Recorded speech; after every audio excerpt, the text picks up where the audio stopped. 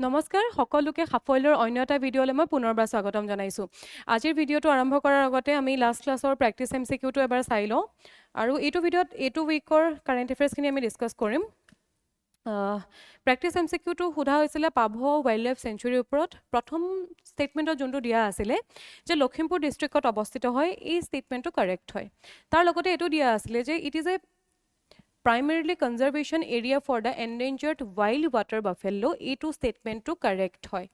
ঠিক আছে, তাৰ লগতে এই যোনখন ৱাইল্ড লাইফ চেঞ্চুৰী হয় সেইখন নৰ্দাৰ্ণ বেংকত অৱস্থিত হয় সোৱণশিৰি ৰিভাৰৰ। ইয়াতে কি হ'ব, তিনিটা ষ্টেটমেণ্টেই কাৰেক্ট হ'ব।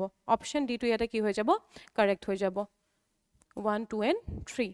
আজি আহোঁ আমাৰ প্ৰথম প্ৰশ্নটোলৈ। প্ৰথম প্ৰশ্নটোত সুধিছে India's first modern river terminal is located on the banks of which river? Option এত দিয়া আছে গংগা, বিত দিয়া আছে ব্ৰহ্মপুত্ৰ, চিত দিয়া আছে বৰাক আৰু ডিত দিয়া আছে তিস্তা। এতিয়া চোৱা, জাষ্ট এ ছেকেণ্ড। অ'কে, এতিয়া আমি যদি চাওঁ তেনেহ'লে ইয়াৰ কাৰেক্ট অপশ্যনটো হ'ব ব্ৰহ্মপুত্ৰ। ব্ৰহ্মপুত্ৰ নদীৰ ওপৰত আচলতে ইণ্ডিয়াৰ ফাৰ্ষ্ট মডাৰ্ণ ৰিভাৰ টাৰ্মিনেলটো বনোৱা হৈছে আৰু এইটো অপেন কৰা হৈছে কেতিয়া, নৱেম্বৰ 7, অৰ্থাৎ আজি ইয়াক অপেন কৰা হৈছে। তাৰ লগতে ক'ত অৱস্থিত হয়, banks of the Brahmaputra river. আৰু মেইনলি এই যোনটো ৰিভাৰ টাৰ্মিনেল হয়, ই হেল্প কৰিব পেছেঞ্জাৰ আৰু তাৰ লগতে কাৰ্গো বোটছ। আৰু ইয়াক কোনে ইনগ্ৰেট কৰিছিলে, ফাইনেন্স মিনিষ্টাৰ নিৰ্মলা সীতাৰামনে কৰিছে। আৰু তাৰ লগতে আমি যদি চাওঁ ইয়াৰ ফাউণ্ডেশ্যন যোনটো ষ্ট'ন হয় সেইটো কেতিয়া লেট কৰা হৈছিলে, May 13, 2022তে কৰা হৈছিলে আৰু আজি তাক ইনগ্ৰেট কৰা হৈছে। কোনে কৰিছে, ফাইনেন্স মিনিষ্টাৰে কৰিছে, নিৰ্মলা সীতাৰামন। আৰু ক'ত হয়, ব্ৰহ্মপুত্ৰ ৰিভাৰত অৱস্থিত হয়। আমি যদি প্ৰজেক্টটোৰ কষ্টৰ বিষয়ে চাবলৈ যাওঁ, কষ্টটো কিমান হয়, 400 crore হয়। ইমান বেছি ইম্পৰ্টেণ্ট নহয় এক্সামৰ কাৰণে। তাৰ লগতে এইটো কি হ'ব, it will be the main centre for ferry and boat service run by the inland water transport department. তাৰ লগতে আমি যদি ইয়াৰ মেইন ফিচাৰৰ কথা চাবলৈ যাওঁ তেনেহ'লে কি হ'ব, 180 মিটাৰ লং জেটি মানে বোট প্লেটফৰ্ম হয়। তাৰ লগতে এইটো কেনেকৈ ডিজাইন কৰা হৈছে, এই যে ৱাটাৰ লেভেলত চেঞ্জেছ হয়, ঠিক আছে, এতিয়া চোৱা ৰিভাৰতটো ৱাটাৰ লেভেলটো গোটেই বছৰটো একে নাথাকে, ৱাটাৰ লেভেলত চেঞ্জেছ আহি থাকে আৰু সেই চেঞ্জেছৰ লগত যাতে এডজাষ্ট কৰিব পাৰে তাক তেনেকুৱাকৈ বনোৱা হৈছে। তাৰ লগতে যাতে পেছেঞ্জাৰ আৰু ভেহিকেলবিলাকে খুব স্মুথলি যিকোনো সময়তে মানে ব'ৰ্ড কৰিব পাৰে তাৰ ফেচিলিটিও ৰখা হৈছে। আৰু ইয়াতে মডাৰ্ণ ফেচিলিটি আৰু লগতে বিউটিফুল এটা ৰিভাৰ ফ্ৰণ্টটো ইয়াতে ৰখা হৈছে, যিটোৱে টুৰিজমকো এট্ৰেক্ট কৰিব। কিহৰ কাৰণে ইম্পৰ্টেণ্ট হয়, যাতে ৰিভাৰ ট্ৰেভেলটো আৰু বেছি স্মুথ হয় আৰু ফাষ্টাৰ হয়। তাৰ লগতে যাতে কাৰ্গো ট্ৰেন্সপৰ্ট টুৰিজমটোত হেল্প হয় আৰু টুৰিষ্ট যাতে গুৱাহাটীলৈ আহে। কিহৰ কাৰণে, মেইনলি ৰিভাৰ টুৰিজম যাতে ইয়াতে প্ৰমোট হয়। আৰু তাৰ লগতে ই অভাৰঅল কি কৰিব, অসমৰ ইকনমি আৰু কালচাৰক গ্ৰ' কৰাত হেল্প কৰিব। অ'কে, এতিয়া আহোঁ আমাৰ 2 নম্বৰ প্ৰশ্নটোলৈ। The Lachit Borphukan military station is coming up in which district of Assam?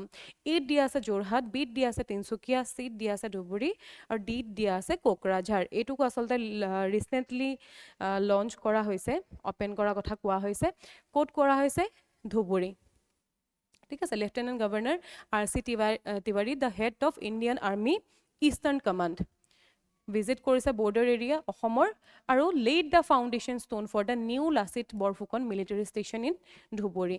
এতিয়া লাচিত বৰফুকনৰ নামটো কিয় দিয়া হৈছে, আমি চাগে লাচিত বৰফুকনৰ কথা সকলোখিনি জানোৱেই হয় ন। কি আছিলে তেখেত, আহোম জেনেৰেল আছিলে। বিশেষকৈ লাচিত বৰফুকনক আমি কিহৰ কাৰণে জানো, তেখেতৰ কাৰেজৰ কাৰণে জানো, যোনটো লিডাৰশ্বিপ স্কিল হয় তাৰ কাৰণে জানো, হয়নে, সাহসৰ কাৰণে জানো, যাৰ কাৰণে তেওঁৰ নামেৰে আচলতে এই মিলিটাৰী ষ্টেচনটোৰ নাম ৰখা হৈছে।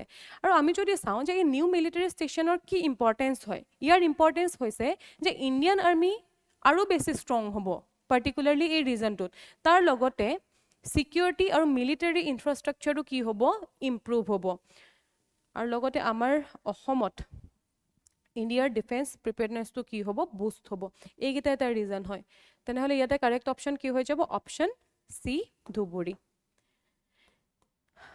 এতিয়া আহোঁ আমাৰ 3 নম্বৰ প্ৰশ্নটোলৈ। 3 নম্বৰ প্ৰশ্নটোত এখন মুভিৰ কথা সুধি আছে।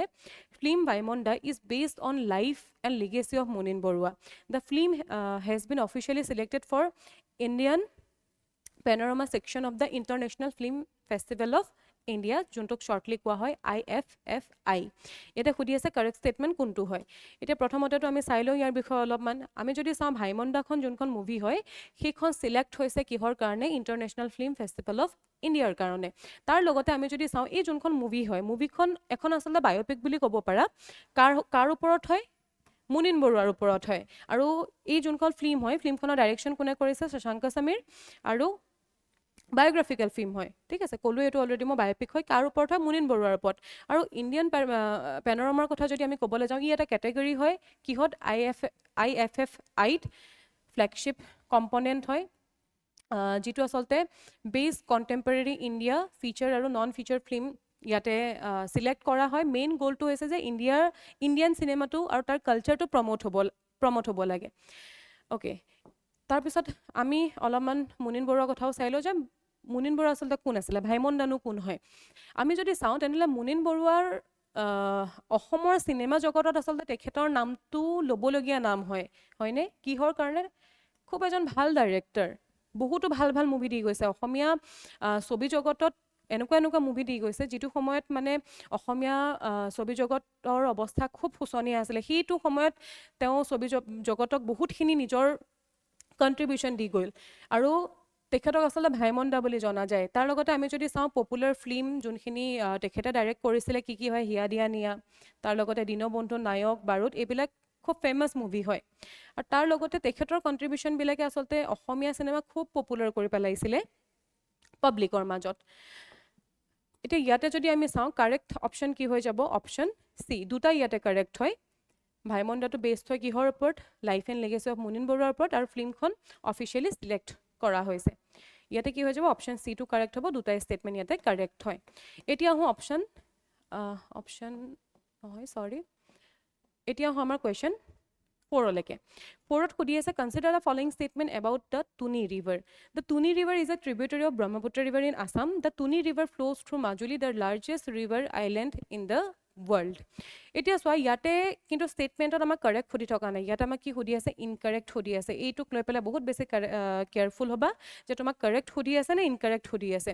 ইয়াতে আমি ইনকাৰেক্টটো ক'ব লাগে। ইনকাৰেক্ট ইয়াতে কোৱাৰ আগতে প্ৰথমতে আমি এইটো চাই লওঁ যে টুনি ৰিভাৰখন কি হয়। টুনি ৰিভাৰখন এখন স্মল ট্ৰিবিউটাৰী হয় ব্ৰহ্মপুত্ৰ ৰিভাৰৰ, আৰু কাৰ মাজেদি বৈ গৈছে, মাজুলীৰ মাজেদি বৈ গৈছে। আৰু মাজুলীৰ কথা চাগে আমি সকলোৱে জানো যে লাৰ্জেষ্ট ৰিভাৰ আইলেণ্ড হয়।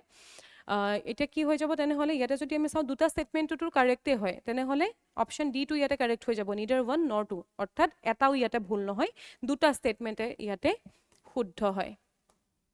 অ'কে, এতিয়া আমাৰ শেষৰটো প্ৰশ্নটোলৈ। ইয়াতে সুধি আছে যে consider the following statement regarding Raslila in Assam. আমি চাগে জানোৱেই সকলোৱে যে বৰ্তমান সময়ত আচলতে ৰাস চলি আছে অসমত, হয়নে?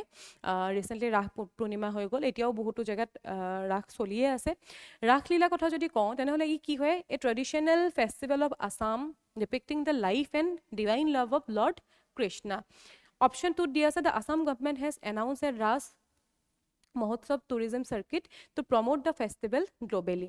Ras Mahotsav is celebrated in the month of November, generally on Ras Purnima. এইমাত্ৰ ক'লোৱেই 3 নম্বৰ অপশ্যনটোৰ কথা যে ৰাস মহোৎসৱ আচলতে মেইনলি নৱেম্বৰ মান্থতে চেলিব্ৰেট কৰা হয়, আৰু নৱেম্বৰ মাহৰ কেতিয়া কৰা হয়, ৰাস পূৰ্ণিমা দিনাখন কৰা হয়, ঠিক আছে। অপশ্যন 3টো কাৰেক্টে হ'ব। তাৰ লগতে অসম গভৰ্ণমেণ্টে আচলতে ৰিচেণ্টলি এটা এনাউন্সমেণ্ট কৰিছে যে ৰাস মহোৎসৱ টুৰিজিম চাৰ্কিট এটা প্ৰমোট কৰাৰ কথা কৈছে, যাতে এই ফেষ্টিভেলটো গ্ল'বেলি প্ৰমোট কৰিব পাৰে। সেইকাৰণে অপশ্যন 2টো কাৰেক্ট হ'ব। আৰু তাৰ লগতে এইটো এটা ট্ৰেডিশ্যনেল ফেষ্টিভেল হয়, অসমত চেলিব্ৰেট কৰা হয়, মাজুলীত কৰা হয়, আমি যদি কওঁ নলবাৰীত কৰা হয়, যিটোৱে আচলতে mainly depicting the life and divine love of lord Krishna. ইয়াতে একেবাৰে কৃষ্ণৰ সৰু কালৰ পৰা একেবাৰে ডাঙৰলৈকে ইয়াতে গোটেইখিনি দেখুওৱা হয়, তেওঁৰ গোটেই জীৱনটোৰ বিষয়ে দেখুওৱা হয়। আৰু ইয়াতে আমি যদি চাওঁ তেনেহ'লে কি হৈ যাব, 3টা ষ্টেটমেণ্টে ইয়াতে কাৰেক্ট হ'ব। অপশ্যন ডি 1, 2 and 3 গোটেইকেইটা ষ্টেটমেণ্টে ইয়াতে কি হয়, শুদ্ধ হয়। অ'কে, এতিয়া তোমালোকলৈ এইটো প্ৰেক্টিছ MCQ এটা থাকিলে, এবাৰ ভালকৈ পঢ়া এইটো, তাৰপিছত ইয়াৰ এনচাৰটো তোমালোকে মোক কমেণ্ট বক্সত দিবা। লাষ্ট ক্লাছত যিখিনিয়ে কমেণ্ট দিছিলা সকলোৰে এনচাৰটো কাৰেক্টেই আছিলে। এইটো ভালকৈ চোৱা, তাৰপিছত ইয়াৰ যোনটো কাৰেক্ট এনচাৰ হয়, কাৰেক্ট এনচাৰটো তোমালোকে কমেণ্ট বক্সত জনাবা। আজিৰ কাৰণে ইমানেই আছিলে, আশা কৰোঁ তোমালোকৰ ভিডিঅ'টো ভাল লাগিলে। Thank U.